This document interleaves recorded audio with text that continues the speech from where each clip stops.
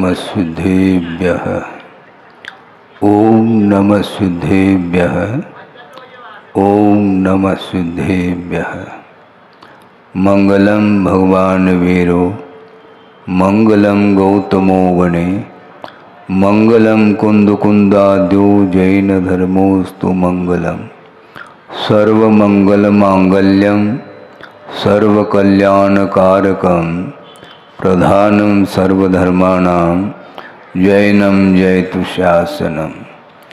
अहिंसा परमो धर्म की महावीर भगवान की प्रातः स्मरणे परम पूजाचार्य गुरुवर श्री विद्यासागर जी मुनि महाराज की जय।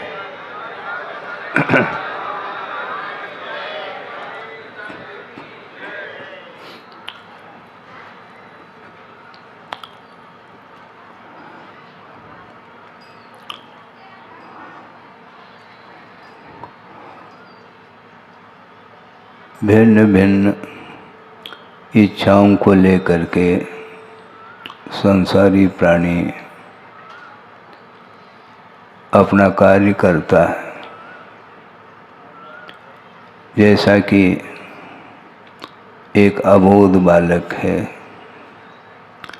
वह अपनी इच्छित वस्तु को प्राप्त करने के लिए अवलंबन लेता है। किसका आलम्बन लेता है? माँ का आलम्बन लेता है और अपनी इच्छा को पूर्ण कर लेता है। एक विद्यार्थी है। विद्यार्थी का अर्थ क्या होता है? विद्या अध्ययन करना, विद्या को हासिल करना उसका लक्ष्य बना हुआ है। और वह भी किसका आलम्बन लेता है? जिनके पास विद्या अर्थात ज्ञान पर्याप्त मात्रा में है, उसका आलम्बन लेकर के वह आगे बढ़ता है उस क्षेत्र में। इसी प्रकार कोई व्यक्ति नदी पार करना चाहता है और तैरना आता नहीं, और वह भी आलम्बन लेता है। किसका आलम्बन लेता है? जो स्वयं न डूबे और दूसरे को भी न डुबोए, ऐसा जो क्या बोलते हैं इसको, तुम भी बोलते हैं बोलते हैं क्या नहीं? हाँ, कई लोग तुमड़ी भी बोलते हैं। कुछ भी बोलो, तुम भी बोलो, हम भी वही बोलते हैं। हाँ। और उसका आलम्बन लेता है और आसानी से नदी को पार कर जाता है।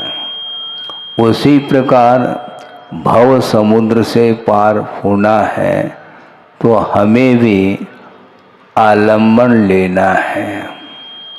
किसका आलम्बन लेना है? ये बात सामने है। धन का आलम्बन नहीं लेना, किंतु धर्म का आलम्बन लिया जाता है। धन का आलम्बन लेते लेते अनंत काल व्यतीत हुआ है, किंतु भव समुद्र से हम पार नहीं हो पाए, बल्कि भव समुद्र में और गोता खाते चले जा रहे हैं, डूबते चले जा रहे हैं। और उस भव समुद्र से हमें पार करना है। सावकाशार में आचार्य समंतभद्र स्वामी ने कहा है, क्या कहा है? देश यामी समीचीनम धर्मम कर्म निवारणम संसार दुःखतः सत्वान यो धरत्युत्तमे सुखे। संसार दुःखतः, संसार रूपी दुख से निकाल करके उत्तमे सुखे धरती इति धर्मः, उत्तम सुख में स्थापित कर देता है। संसार रूपी दुख से निकाल करके किसको? जैनान ऐसा नहीं कहा, सत्वान कहा है।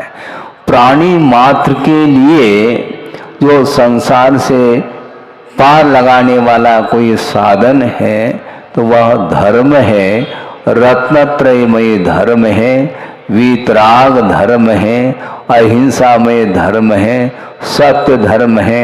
अनेक प्रकार के स्वरूप की अपेक्षा से भेद भिन्नता को लिए हुए होते हुए भी एक दूसरे के साथ संबंध को लिए हुए हैं वे धर्म। धर्म का अर्थ स्वरूप होता है। स्वरूप को प्राप्त करने के लिए वीतराग धर्म का आलंबन लिया जाता है। अभी महाराज जी ने भी आलंबन की बात करी है, माते बाल से हितानुशास्ता। उसी को थोड़ा सा 10-15 मिनट के अंदर उसी को थोड़ा सा फैलाना चाहेंगे हम, क्योंकि वस्तुतः धर्म का जो स्वरूप है वो बहुत सूक्ष्मतम स्वरूप है। वहाँ तक पहुँचना किसके लिए साध्य हो सकता है। फिर भी स्थूल रूप से हम धर्म का स्वरूप समझने का प्रयास करें तो निश्चित रूप से हम भव समुद्र से पार हो सकते हैं। भव समुद्र से पार होने की रुचि, इच्छा जिसके अंदर बलवती है वही व्यक्ति धर्म का आलंबन ले सकता है, लेता है।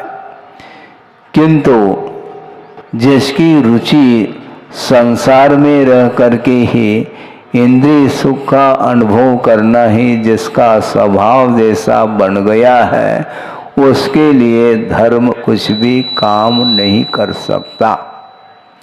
क्योंकि साधन को अपनाया जाता है, किंतु साधन को अपनाते हुए भी लक्ष्य बहुत बड़ी चीज है। गुरुदेव ने कई बार उनके मुख से हमने सुना है, इसलिए आपके सामने भी कुछ उनके द्वारा बताया हुआ जो विषय है वह आपके सामने रखना चाहते हैं। यद्यपि आगम में ये बात आती है कि कारण सदृशम कार्यम, कारण के अनुरूप ही कार्य होता है, ये बिल्कुल ठीक है।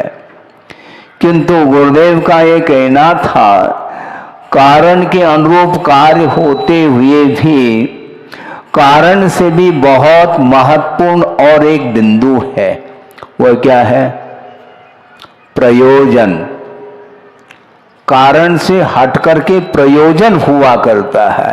कारण तो सही है, किंतु लक्ष्य एम जिसको बोलते हैं प्रयोजन, वह यदि भिन्न है तो वह कारण कभी भी कार्य को उत्पन्न नहीं कर सकता।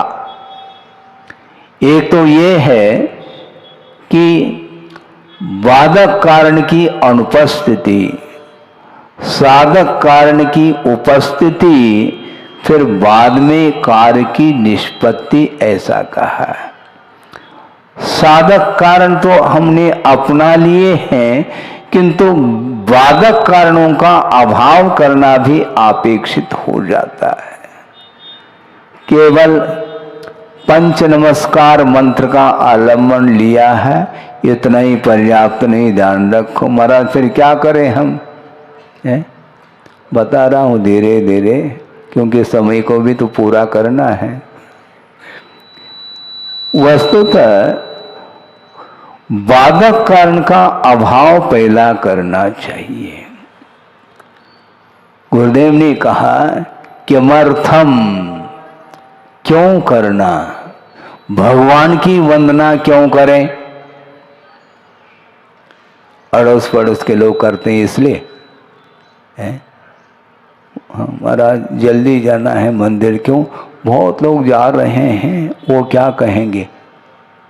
वो क्या कहेंगे? मतलब हम दूसरे के लिए जा रहे हैं। को का कहे, ये बुंदेलखंड में बोलते हैं, कोई क्या कहेगा। ये बार बार कचोटता रहता है। ये शल्य है एक प्रकार से कि लोग जा रहे हैं और हम भी सामाजिक प्राणी हैं, उन्हीं के अड़ोस पड़ोस में हम भी रहते हैं, तो इसलिए व्यावहारिकता की दृष्टि से उसमें हमें भी शामिल होना चाहिए धार्मिक अनुष्ठान में। ऐसा नहीं, धर्म का आलम्बन लेना, पंच परमेष्टि की आराधना करना, किंतु इसके पहले ये सोचना चाहिए कि किमर्थम, क्यों करना चाहिए। एक सज्जन आए गुरुदेव के सामने, उन्होंने भाव रखा कि महाराज, आप सुन रहे हैं, उन्होंने ये भाव रखा कि महाराज बहुत दिन की हमारी भावना है। कौन सी भावना है? मैं महाराज स्वाध्याय करना चाहता हूँ और कहाँ से प्रारंभ करूँ। बहुत अच्छी बात है, लेकिन ये कभी सोचा है तुमने क्या महाराज स्वाध्याय क्यों किया जाता है? स्वाध्याय करना हमारे लिए क्या? स्वाध्याय करना हमारे लिए वरदान है, अभिशाप नहीं है, किंतु स्वाध्याय क्यों करना यह प्रश्न है। प्रयोजन जब तक हमारा ठीक नहीं रहेगा तब तक वो सारे साधन, वो कारण कार्य को उत्पन्न करने में समर्थ नहीं हो सकते हैं। भोजन करना है, क्यों क्या मतलब है? भोजन करना है, अरे भोजन करना है तो करते रहो, फिर क्यों करना है? पेट भरा हुआ है मान लो किसी का, और उसके सामने यदि मान लो परोस दे, तो वो कहता है कि भैया पेट में एक ग्रास के लिए भी जगह नहीं है, तुम समझो बात को। नहीं, मैं बैठा हूँ, मेरे साथ थोड़ा सा क्या आपको खिलाना ही है तो अभी मत खिलाओ, अंतों में रखो, अंतों के लिए रखो, ऐसा बोलते हैं। इसका अर्थ आपके पेट में जगह नहीं है। यदि भूख है, प्यास है, तो भोजन करना और जलपान करना यह सार्थक शुद्ध होता है। उसी प्रकार धार्मिक क्रियाओं के पीछे आपका लक्ष्य क्या है, इसको ध्यान में रखने की आवश्यकता है। और कई बार यह प्रसंग गुरुदेव ने दिया है, इसलिए उसी को हम प्रसंग बना करके सब विषय आपके सामने रखना चाहते हैं। वो कौन सा प्रसंग है? रावण का प्रसंग आपके सामने रखा जा रहा है। शांतिनाथ भगवान के चरणों में बैठ करके वो जाप कर रहा है, हाथ में माला, कौन सी? स्फटिक मणि की माला है, सूत की नहीं, सूत की अच्छो नहीं लगत। अच्छा, माला भी अच्छी नहीं लगती, जाप तो अच्छा लगता है कि नहीं, हम पूछना चाहते, नहीं तो माला में ही उलझते रहो, ऐसा नहीं। वो सोचता है स्फटिक मणि की माला, जी हाँ ठीक है ले लो। और स्फटिक मणि की माला वह शांतिनाथाय नमः, शांतिनाथाय नमः, शांतिनाथाय नमः, इस प्रकार वह एकाग्र चित्त हो करके मंत्र का जाप कर रहा है। तो शांतिनाथ भगवान तो शांति के कर्ता तो है ही है, और बाकी भगवान शांति की कर्ता नहीं है क्या? है तो महाराज, लेकिन तो क्यों लगाते हैं महाराज? यही तो हमारी विशेषता है। सारे भगवान को हम साइड में रखते हैं और इष्ट देवता के रूप में, आराध्य के रूप में शांतिनाथ भगवान का हम जाप करते हैं। कोई बाधा नहीं, किसी भी भगवान की आराधना करो, किंतु उसके पीछे एम क्या है यह महत्वपूर्ण है। क्योंकि आपने आदर्श को सामने रख करके ही आराधना प्रारंभ की है, और शांतिनाथ भगवान आदर्श हैं हमारे लिए। किंतु आचार्य कहते हैं भगवान तो हमारे लिए आदर्श हैं, किंतु हमारा जो उद्देश्य है वह भी आदर्शमय होना चाहिए। शांतिनाथाय नमः बोल रहा है, किंतु उसके पीछे उनका लक्ष्य क्या है, प्रयोजन क्या है? तो बहुरूपिणी विद्या को शुद्ध करने के लिए उन्होंने इस मंत्र का आलंबन लिया है। अब समस्या खड़ी हो गई, ये बहुरूपिणी विद्या को सिद्ध करने का क्या उद्देश्य?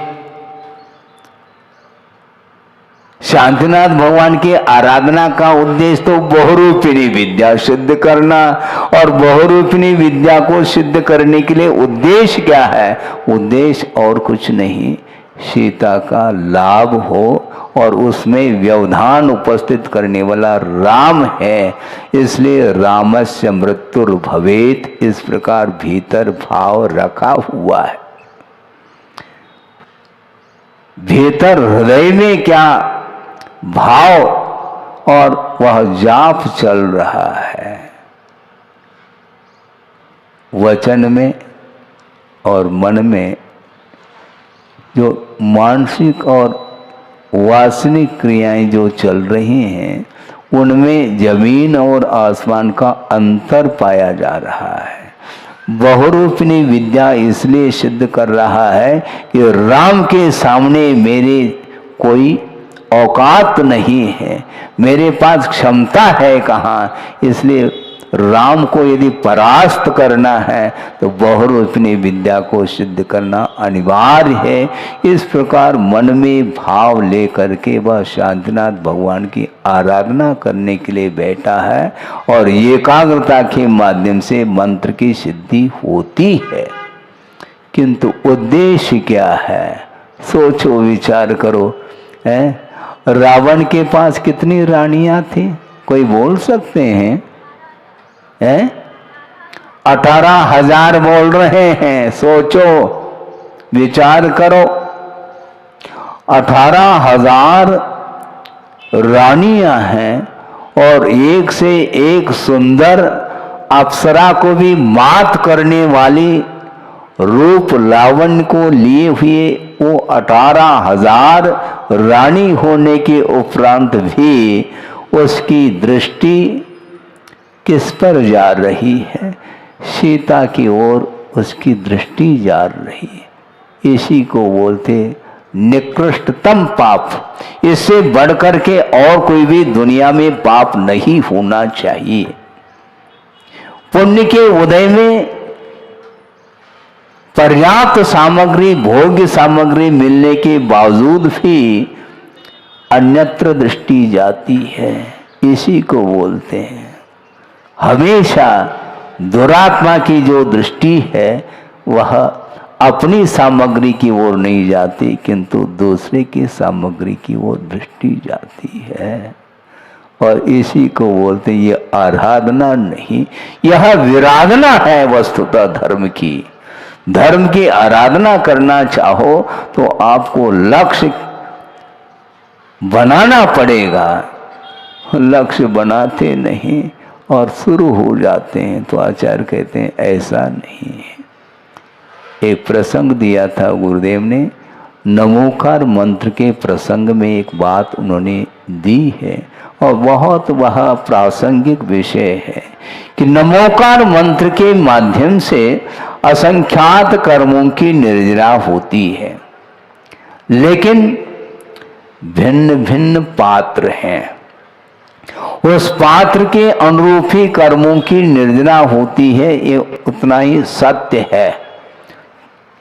महाराज क्या आप बताना चाह रहे हैं? बताना ये चाह रहे हैं, नमोकार मंत्र का आलंबन लिया जा रहा है, किंतु अनुपात से निर्जरा कम होती जाती है, बढ़ती जाती है पात्र के अनुरूप। उसमें कौन सा रहस्य महाराज हम खोलना चाह रहे हैं? एक तो नमोकार मंत्र का पाठ होता है, आप समझ रहे हैं? नमोकार मंत्र का पाठ, एक नमोकार मंत्र का जाप, और एक नमोकार मंत्र का ज्ञान, और एक नमोकार मंत्र का ध्यान। ये चार हैं। ये नमोकार मंत्र का आलंबन सबने लिया है, किंतु उत्तरोत्तर निर्जरा की मात्रा बढ़ती जा रही है। ऐसा क्यों हो रहा है महाराज? वही तो खोलना चाह रहे। नमोकार मंत्र का पाठ कर रहा है और वह पाठ शुद्ध उच्चारण के साथ करता हुआ लयबद्ध तरीके से वह संगीत के साथ चल रहा है, इसलिए कर्मों की निर्जरा अल्प मात्रा में होती है? अखंड पाठ कर सकता है वो संगीत के साथ, लेकिन अखंड जाप करने के लिए कह दिया जाए महाराज, हमारे वश की बात नहीं है। इसका अर्थ आपका मन नमोकार मंत्र में है कि संगीत में है? संगीत के कारण वह 24 घंटा पाठ करने के लिए वह खड़ा है, किंतु जाप करने के लिए कहो एकांत में जा करके शांतिनाथ भगवान के चरणों में नमोकार मंत्र का जाप करो शुद्ध उच्चारण के साथ, नमो अरहंताणम, इस प्रकार महाराज उसमें मन नहीं लगता। तो नमोकार मंत्र में मन नहीं लगता, किसमें लगना चाहता है वो मन? तुम्हारा, हाँ तुम्हारा ही मन है और लग नहीं रहा है। और संगीत के साथ कह दें तो महाराज 24 घंटा नहीं, हम 48 घंटा अखंड पाठ कर सकते हैं। अच्छी बात है, वह पाठ माना जाता है, किंतु उसमें रागांश है। हालांकि फिल्मी गीतों के अपेक्षा से नमोकार मंत्र का पाठ अत्युत्तम है, किंतु तुलनात्मक दृष्टि से आगम में ये कहा है कि इसमें अभी भी राग का अंश है, क्योंकि वह संगीत के साथ लयबद्ध तरीके से वह पाठ कर रहा है, उसका उपयोग उसमें लगा हुआ है, क्योंकि इसमें भी कर्णेंद्रिय का विषय बन रहा है। और इससे ऊपर उठना चाहो तो संगीत अंगीत सब बंद कर लो और मन में उच्चारण करते हुए आप जाप करेंगे तो पाठ की तुलना में असंख्यात कर्मों की निर्जरा अधिक होती है।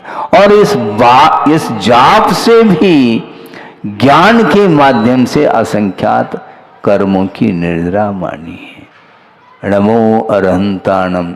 अब तत्काल नमो सिद्धानम की ओर नहीं जाना, अरहंत परमेष्टि के विषय में सर्वांगीण ज्ञान, उसमें उसका उपयोग लगा हुआ है। अरहंत परमेष्टि का स्वरूप क्या है, उनके कितने गुण होते हैं, कितने कर्मों का उन्होंने क्षय किया है, आदि आदि कर्म सिद्धांत को सामने रखता हुआ वह उसमें लीन हो जाता है, तो कौन क्या कर रहा है ये सब भूल जाएगा वो है। और इसके उपरांत नमोकार मंत्र का ध्यान, मात्र उसमें उपयोग को टिकाए रखना, एकाग्र चिंता निरोधो ध्यानम ऐसा कहा। वह ज्ञान ही ध्यान का रूप ले लेता है। क्यों? जिस प्रकार परिस्पंदन से रहित अग्निशिखा होती है, उसी प्रकार अपरिस्पंद जो ज्ञान की परिणति है उसका नाम ही ध्यान कहा है। और आज क्या हो रहा है, ध्यान की केंद्र खुल रहे हैं। अच्छा, केंद्र खुल रहे हैं। आपका केंद्र बिंदु क्या है, हम पूछना चाहते हैं।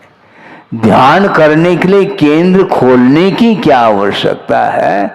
आचार्यों का ये कहना है किसी भी वस्तु को ध्यान का विषय बनाया जा सकता है, इसमें कोई बाधा नहीं, किंतु शर्त यह है कि वह वीतरागो भवेत योगी यद किंचित अपि चिंतयेत। किसी का भी चिंतन मनन करें, किंतु शर्त कंडीशन ये है कि उसको वीतरागी होना चाहिए।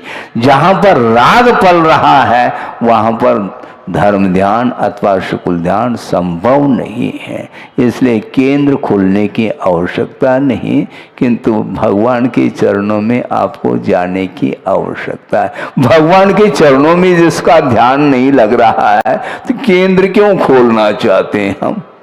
है? वहां खोल करके करना क्या चाह रहे हैं आप? उस तलगर में बैठ करके आप क्या करना चाह रहे हैं मुझे बताओ। शांतिनाथ भगवान के चरणों में मन नहीं लगता। महाराज हम क्या करें, मन लगता ही नहीं हमारा। कहीं न कहीं लग रहा है, ध्यान रखो, भगवान के चरणों में नहीं लग रहा है। और भगवान के चरणों में जिसका मन लगा हुआ है उसको ज्यादा श्रम करने की आवश्यकता नहीं। अंतर्मूर्त में उसको केवल ज्ञान हो सकता है यदि भूमिका है तो। इसलिए लक्ष्य को बनाए रखना चाहिए। हालांकि आप लोगों का मन निरंतर प्रभु में नहीं लग सकता। सच्चे देव शास्त्र गुरु में कुछ ही समय के लिए मन लगता है, फिर बाद में वह रूटीन में जो आप कार्य करते हैं वही करते चले जाते हैं। कोई बाधा नहीं, कुछ ही क्षण के लिए सही, किंतु उसके संस्कार निरंतर बढ़ते चले जाएंगे तो निश्चित रूप से आगे भी आपकी कदम बढ़ सकते हैं। इसलिए भिन्न भिन्न कार्यों को सिद्ध करने के लिए आलम्बन लिया जाता है और श्रमण लोग भी आलम्बन लेते हैं। आलम्बन से रहित होकर के जो ध्यान किया जाता है वह अलग वस्तु है, किंतु वर्तमान में हमें आलम्बन लेने की आवश्यकता पड़ती है। पंच परमिष्टि के अलावा मेरे कल्याण के लिए, आत्मोन्नति के लिए और कोई भी साधन दुनिया में नहीं है। इस प्रकार श्रद्धान का विषय बना करके जो चलता है निश्चित रूप से उसका कल्याण हो सकता है। और कल्याण हो सकता इसलिए कह रहा हूँ क्योंकि बार बार मन को हम टिकाए रखते हैं, किंतु पता नहीं पड़ता कि वह मन कब बाहर चला जाता है, स्वयं को भी मालूम नहीं पड़ता है। आप लोग जाप करते हैं, जाप करते समय कितने क्षण में, कितने क्षण के लिए आपका मन उसमें टिका रहता है, मुझे बोलो आप है? जाप कर रहे हैं, कोई व्यक्ति आ जाए तो जाप ही छोड़ दें आप ऐसी तो स्थिति है मन की स्थिति। अथवा कोई भी व्यक्ति, परिचित व्यक्ति आ गया, उसके पहले माला आपने प्रारंभ कर रखी है और वह रफ्तार बढ़ेगी फिर वो, क्योंकि वह व्यक्ति आया कहीं चला न जाए, पता नहीं किस उद्देश्य को लेकर क्या है, क्या विकल्प है उसको। इसलिए जल्दी से जल्दी वह माला फिर जाती है। माला फेरा थोड़ी गया है, वो फिर गई है अपने आप, उसकी रफ्तार उसकी बढ़ गई है। अथवा कभी कभी ये भी मन में आ सकता है ओम ओम ओम ओम कर लो तो ताकि 2 मिनट में ही समाप्त हो जाए।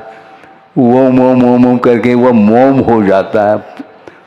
बहुत कठिन काम है ये। आकुलता है सब कुछ हमारे लिए परिभ्रमण के लिए कारण है। निराकुल भाव के साथ आपको 10 मिनट भी यदि मान लो आप पवित्र भावना के साथ प्रभु आदि की आराधना करते हैं, निश्चित रूप से वह गंतव्य मिल सकता है। जिस लक्ष्य को लेकर के हम साधना करना चाहते हैं, भक्ति आदि करना चाहते हैं, उसका उद्देश्य यदि मान लो पवित्र हो तो निश्चित रूप से बहुत ही शीघ्र, हाँ अति शीघ्र कह दें तो कोई बाधा नहीं, किंतु अति शीघ्र का अर्थ इतना ही कहना चाहते हैं क्योंकि वह भक्ति परंपरा से मुक्ति के लिए कारण सिद्ध होती है। गुरुदेव ने कहा था एक भव को बीच में रखा जा सकता है और उसके उपरांत मोक्ष को प्राप्त किया जा सकता है। आज भी निर्दोष रत्नत्र की आराधना करने वाले जो श्रवण होते हैं, उस आराधना के माध्यम से लौकांतिक आदि पद को प्राप्त करके वहाँ से युद्ध होकर के पुनः यहाँ पर रत्नत्र की उपासना करते हुए निर्वाण को प्राप्त कर सकते हैं, करते हैं। इस प्रकार उद्देश्य आप भी यदि पवित्र रखेंगे तो उद्देश्य के अनुरूप हमारा कार्य संपादित हो सकता है। हो इस पवित्र भावना के साथ। अहिंसा परमो धर्म की जय। बोधि समाधि परिणाम शुद्धि स्वात्मोपलब्धि शोक सिद्धि चिंतामणिम चिंतित वस्तुदाने क्वाम मंद मानस्य ममास्तु देव। परम पूज्य आचार्य गुरुवर श्री विद्यासागर जी मुनि महाराज की।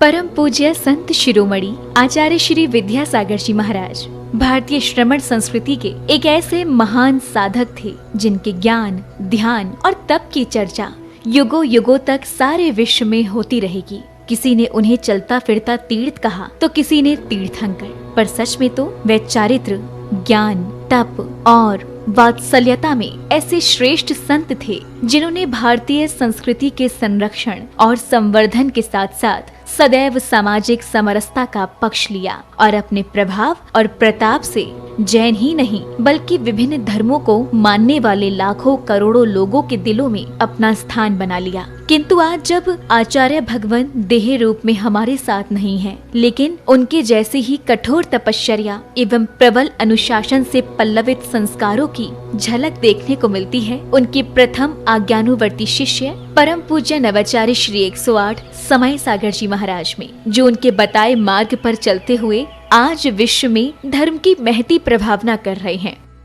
आइए देखते हैं संत शिरोमणि आचार्य श्री 108 विद्यासागर जी महाराज के जन्म के 12 वर्ष बाद उन्हीं पुण्यवान माता के गर्भ से शरद पूर्णिमा के ही पावन पर्व पर जन्मे परम पूज्य नवाचार्य श्री 108 समय सागर जी महाराज की संयम पूर्ण जीवन यात्रा। आचार विचार हो या व्यवहार, तपश्चरण हो या संस्कार या फिर हो व्यक्तित्व की बात, परम पूज्य नवाचार्य श्री 108 समय सागर जी महाराज प्रत्येक दृष्टि से साक्षात आचार्य भगवान की प्रतिलिपि कहे जा सकते हैं। और हो भी क्यों ना, आखिर जन्म देने वाले माता पिता तो एक ही हैं, और फिर इसे एक विचित्र संयोग कहें या फिर मलप्पा जी और श्रीमती जी के पूर्व भवों का पुण्योदय, जो उन्हें 27 अक्टूबर सन 1958 को शरद पूर्णिमा के ही पावन पर्व पर पुनः एक बालक के माता पिता बनने का सौभाग्य प्राप्त हुआ। 6 भाई बहनों में सबसे छोटे किंतु शांत प्रवृत्ति के इस बालक का नाम शांतिनाथ रखा गया। शांतिनाथ जैन बाल्यावस्था से ही पढ़ने लिखने में तो कुशाग्र थे ही, लेकिन जैसे जैसे समय बीतता गया वैसे वैसे उनकी रुचि धर्म और आध्यात्म में बढ़ने लगी, और इसी अभिरुचि के कारण ही मात्र 17 साल की उम्र में ही शांतिनाथ जा पहुँचे राजस्थान स्थित श्री महावीर जी में विराजमान आचार्य श्री विद्यासागर जी की शरण में, जहां 2 मई 1975 को आचार्य श्री ने शांतिनाथ जी की प्रार्थना स्वीकार कर उन्हें ब्रह्मचर्य व्रत दे दिया। ब्रह्मचर्य व्रत धारण करते ही ब्रह्मचारी शांतिनाथ जी दिन रात गुरु सेवा और धर्म ध्यान में तल्लीन हो गए। संयम व्रत को धारण कर तप और साधना के निर्मल पथ पर चल रहे ब्रह्मचारी शांतिनाथ ने केवल 5 वर्ष की अल्प अवधि में ही वैराग्य पद के विभिन्न सोपानों को पार कर अपनी योग्यता से आचार्य भगवान को प्रभावित कर लिया, जिसका पारितोषिक मिला उन्हें मुनि दीक्षा के रूप में। 8 मार्च 1980 को मध्य प्रदेश के छतरपुर स्थित श्री दिगंबर जैन सिद्ध क्षेत्र द्रोणगिरी में आचार्य श्री विद्यासागर जी महाराज ने उन्हें मुनि दीक्षा प्रदान कर दिगंबर मुद्रा का पूर्ण साधक घोषित कर दिया और नाम दिया मुनि श्री समय सागर जी महाराज। मुनि दीक्षा के उपरांत मुनि श्री समय सागर जी महाराज ने कुछ वर्षों तक आचार्य श्री के संग में रहकर अध्ययन और अध्यापन किया। तत्पश्चात गुरु आज्ञा से पृथक संघ के नायक बनकर देश भर में विहार करते हुए धर्म प्रभावना करने लगे। अपने सानिध्य में कई पंच कल्याणक एवं विधान आदि धार्मिक अनुष्ठान संपन्न कराने के साथ ही उन्होंने अपनी लेखनी से कन्नड़, हिंदी, संस्कृत और मराठी भाषाओं में कई शास्त्रों की रचनाएं भी की। सन 2018 में ललितपुर में हुए पंच कल्याणक के दौरान आचार्य कुंद के नियमसार में वर्णित निर्यापक श्रवण की व्यवस्था का उल्लेख करते हुए आचार्य विद्यासागर जी महाराज ने मुनि श्री समय सागर जी महाराज को निर्यापक पद की उपाधि प्रदान कर संघ में नव दीक्षित मुनिराजों के निर्वाह का उत्तरदायित्व सौंप दिया। आचार्य कुंद देव ने यह बात बहुत स्पष्ट लिखी है, वह बात आप लोगों को समझ में आना चाहिए। जो दीक्षित करते हैं वे आचार्य कहलाते हैं और इसके उपरांत जो नव में नए नए दीक्षित होते हैं उनके निर्वाह करने के लिए निर्यापक, हाँ आचार तो नहीं लिखा लेकिन निर्यापक श्रमण का वह रूप दिया है उन्होंने। ये निर्यापक का अर्थ यह है जैसे आचार्य महाराज कहते हैं उसके अनुसार जिनको ये दिया जाता है। ये लोग बहुत विलंब कर रहे थे, हमें भी ज़्यादा आग्रह करना अच्छा नहीं समझ में आया कि समय पर सब हो जाएगा। वह ललितपुर में योग था और आज आप लोगों के सामने हुआ है कि ये जितने भी नए श्रमण बने हैं ये इनके लिए प्रशिक्षण देने का श्रेय जाता है समय सागर निर्यापक को। कौन चाहता है जिम्मेदारी लेना, लेकिन वे लेना तो पड़ेगा। तो समय सागर जी को बहुत आग्रह करना पड़ा। 40 साल होने के उपरांत हाउ कहा है।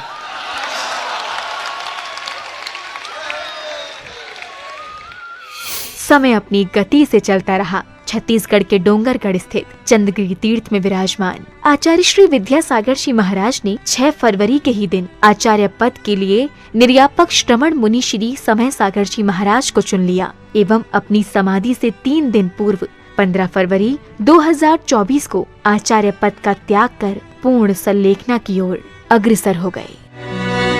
आचार्य भगवान की आज्ञा अनुसार निर्यापक श्रमण मुनि श्री समय सागर जी महाराज ने 16 अप्रैल 2024 को दमोह के कुंडलपुर में समस्त आचार्य संघ एवं देश भर के जैन समाज की उपस्थिति में पूज्य गुरुदेव के उत्तरदायित्वों के निर्वहन के लिए आचार्य पद स्वीकार कर लिया। पूज्य नवाचार्य समय सागर जी महाराज की।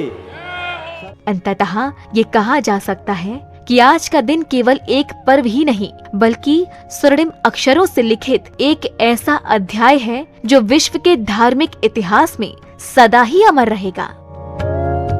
ये मात्र एक संयोग नहीं बल्कि पूरे समाज का पुण्य है जब एक ही दिन जन्मे गृहस्थ जीवन के 2 भाइयों ने गुरु शिष्य के रूप में परिवर्तित होकर धर्म उत्थान को अपना कर्तव्य माना और इसे परम पूज्य संत शिरोमणि आचार्य श्री 108 विद्यासागर जी की कठोर तपश्चर्या एवं संस्कारों का ही परिणाम कहेंगे जो आज नवाचार्य श्री समय सागर जी महाराज भी उनकी अक्षुण्ण परंपरा का निर्वहन करते हुए धर्म की प्रभावना कर रहे हैं।